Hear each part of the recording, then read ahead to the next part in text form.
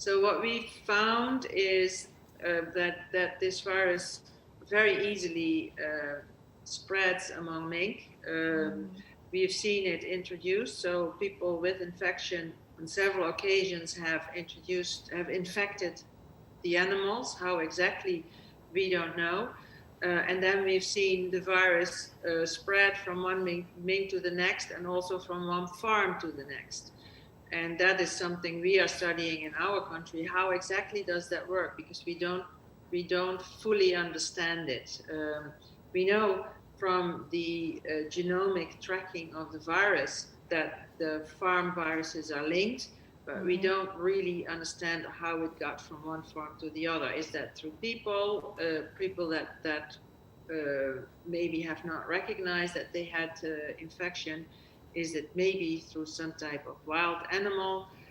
So we are doing these kinds of studies as well.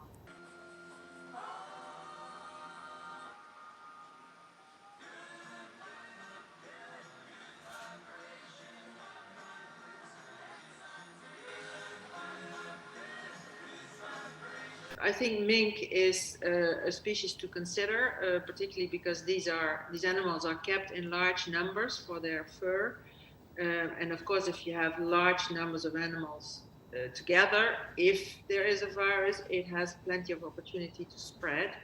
So I think it's certainly important to look there, but there are other animals that are susceptible and that fit that condition. So yes, I think that's a question that I have. What is the locations of the fur farms, and what can be done to maybe look back if there's a possible role of fur farming in triggering the spread.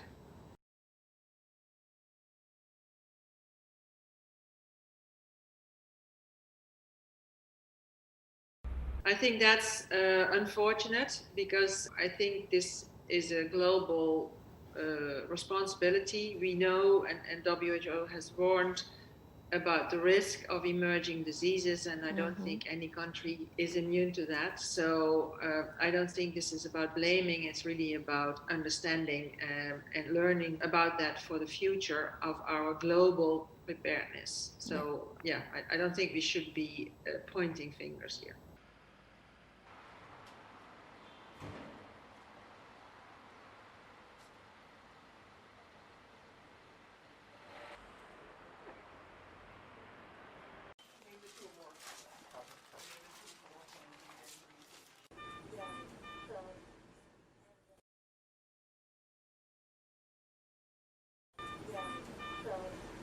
At this stage, I don't think we can rule anything out. We should rule anything out, but it is important to start at where sort of obviously in Wuhan a big outbreak occurred, and yes, we need to have an open mind to all sorts of hypotheses, and that's really what we've been asked to do. But starting in Wuhan, where of course we first learned about the situation.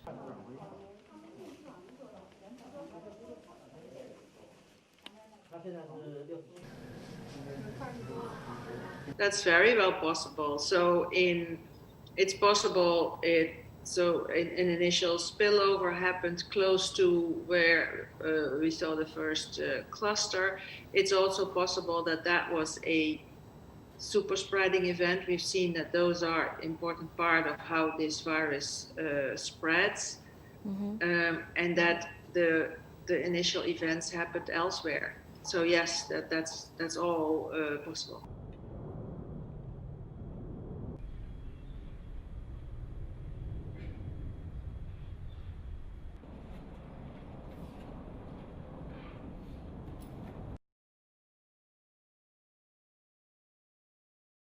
We have been asked to take a deep look at the question, can we understand how this pandemic started? What was the origin of the pandemic? There are, of course, ideas about where the virus originally has come from, most likely bat reservoirs, but can we somehow reconstruct how exactly that happened, to learn from that for the future of preparedness for emerging diseases.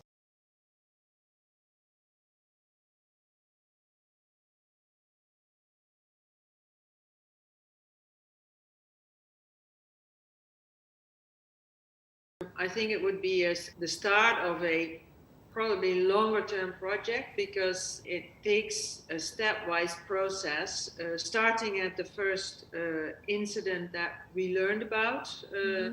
So the original group of cases in Wuhan, and really putting all the scientific information that has already been collected by our colleagues in China together, and discuss what does that tell us? Are there pieces of information that we would like to add?